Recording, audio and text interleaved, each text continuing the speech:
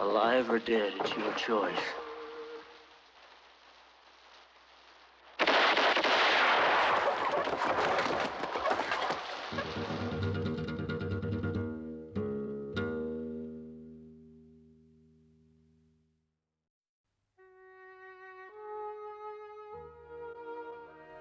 A Fistful of Dollars was the first big screen protagonist I played.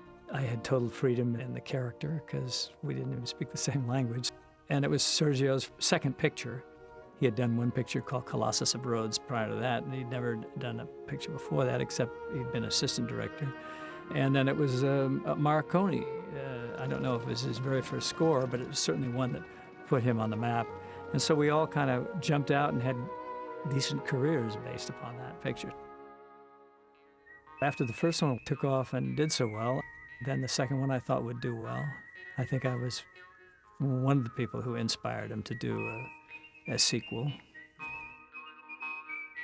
Originally, Sergio wanted to have Henry Fonda in Lee Van Cleef's part because he felt that I had a similarity to Fonda. That would have been sort of a father-son, mentor kind of situation. He couldn't get Henry Fonda, and at that time he couldn't get anybody. Nobody knew Sergio, and the dollar pictures hadn't come out and been as effective as they were a few months later than that. So he goes to California, and he comes back with Lee Van Cleef. I said, oh, Lee Van Cleef, that's interesting. He always had a great face. And I used to see him around at Universal years ago. He was sort of a well-known character actor, worked quite a bit. Nice guy. He came over there and did the part. I thought it was interesting.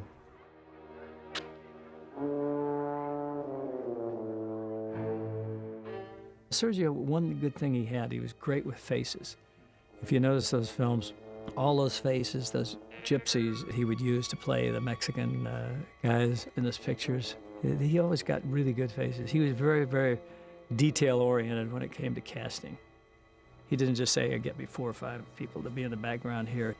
Every one of them had to have a different look. I want the room right above. I'm sorry, it's occupied. It's too bad. The hotel's filled to capacity. It's free now. He loved life, though. He was a very humorous guy. And I was told that before I ever worked with him. They said he was a man with a great sense of humor. He loved to tell jokes. He was very, very funny. He loved to laugh, loved to eat.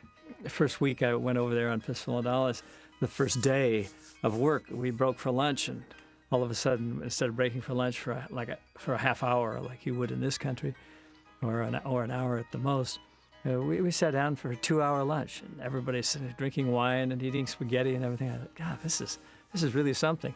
The only problem was, after you get back from lunch, that next couple hours of work is just in slow motion. It's almost in slow motion, everything. And it's very, very hard to get back up to speed. So you sort of write off those 2 hours, and then you get into later on in the day, you sort of get back cooking again. I learned a lot just watching other people work. You just sort of see things that you like, that you would say, if I'm ever directing, this is the kind of thing I like. And you also, conversely, you see things that you don't like. And you say, gee, if I'm ever directing, I won't do that. Sergio was very, very conscious of art. I know he did like painting. He'd see a certain painting and he said, that's the lighting I'd like for this sequence and that sequence. Sometimes he'd show me a picture and say, this is the kind of thing I'd like to duplicate here.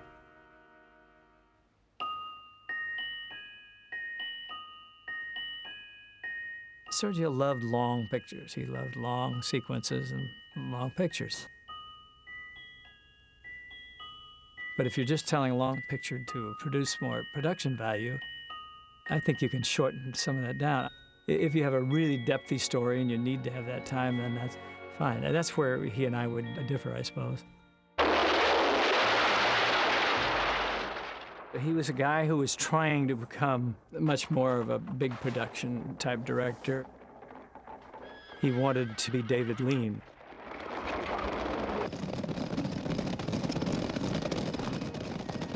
I, on the other hand, was trying to go for a smaller picture. I just wanted to do smaller character-driven things. because selfishly I was coming from the actor's point of view at that particular time. When we were doing Good, Bad, and Ugly, Sergio talked about doing Once Upon a Time in the West. I just thought I'd done enough for that style. I just didn't want to repeat myself too many times. I thought it was time to come back here in this country and work on some other type projects. And I don't know why. There was no great intellectual strategy. There was just, it just felt that it was time to come back.